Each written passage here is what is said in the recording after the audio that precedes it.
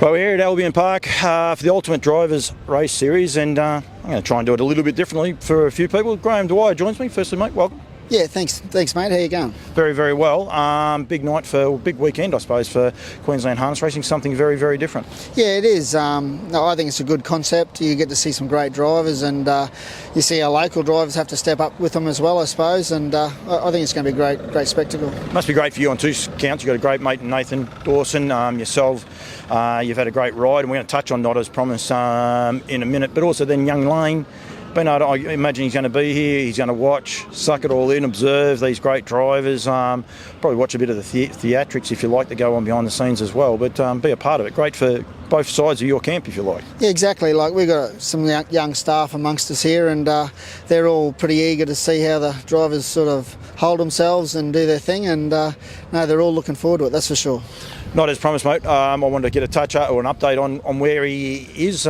He was Mr. Media there for a long time. He seems to be the forgotten horse on the media front. If you're not in Queensland, you don't know where he is. Terrific last weekend, going down a short half head.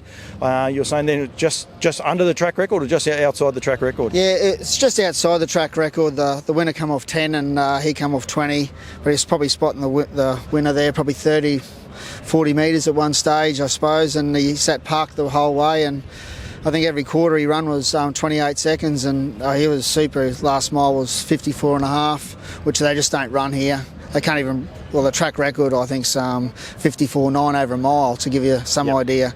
So the horse is just on the up. He's really doing well, and I was super happy with him. Must have been wrapped when he returned to the winner's stall, and he's done it, 4 times I think now since coming back from the injury, but you must have been wrapped to finally getting back in the winner's circle. Yeah, well, it's hard. Obviously they get an injury and you have to sort of put him on the back burner, but that 12 months really has helped him heaps, and this time in he's bigger and stronger and smarter, and he's ready to rock. It's just unfortunate the owner sort of passed away. It's sort of 4 days before he won his first race back. So, and I know he was really keen, but I know he's up there watching and cheering him on. So it's good to see him back.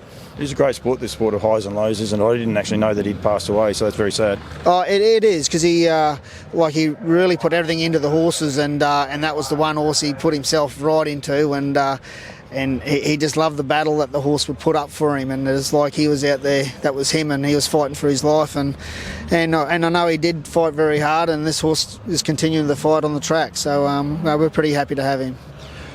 Obvious one, you got your Inter Dominion here in June. It's going to be very busy. You're going to have a lot of people coming up. I imagine that's on the radar for you? Yeah, well, it's obviously the main target, because we don't have to sort of move too much, but and we got him at home where he's happy. So, but I think the second main target would be the slot race over in Cambridge there. I think just over a bit of distance is the, there's only one slot left, I've heard, and I'd like to have it. And I think if I got it, we would definitely shake a few up. So definitely we're happy with him. There is a mile race at Menangle, which is probably not his ideal distance at the stage he's at, but definitely the one in the Cambridge does tick a few boxes. So what do you do with him from now on? Well, he's racing on Tuesday. He's drawn wide, but hopefully he'll race well, and then we'll try and get down to Menangle and for the hammerhead. Yeah, well, we're going to look at that. Yeah, and as long as Nathan's happy how things are, we might go for that. But ideally, we'd like to be over there, because I just think the distance and the race might suit him better. Yeah, and it's a big race. You're not scared to travel. That's one thing about it. You must be a little bit travel sick, if you like. You're going here, there, and everywhere, and then all of a sudden it stops a bit with him.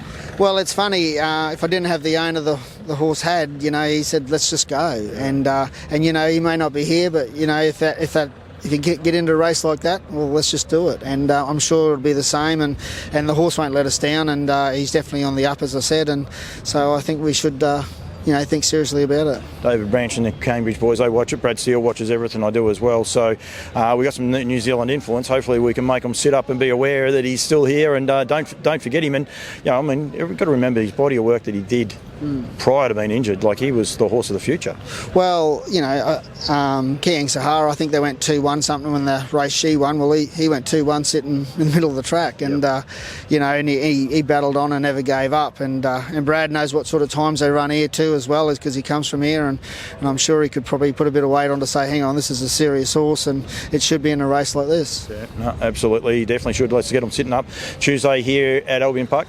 Yeah, Tuesday here. There's a couple of handy ones in it, and I'm sure he'll go well, and hopefully he'll step up from there. What about the rest of the team? How they travel? Yeah, we've had a good start to the year. I think we're probably up to 18 or so winners for the year, and for a team that we got, I think that's pretty good. And everything's ticking along great. How many you got in tonight? How many are you supporting this race series with? We've got 3 in tonight, and we've got 12 in tomorrow. We had a scratch one, so we're down to 11. But so we're supporting it quite well. Probably need some better draws along the way, but I think the concept's right, and if we have a bit of luck, we should do it right. How'd you go? Did you get one of everyone? I've got Dexter Dunn a few times. I thought it was pretty good. I thought you would too. He's a good Kiwi lad as well. Don't worry about it. You might have to get him to get in a good word for you as well. Well, I hope they win. Mate, well done.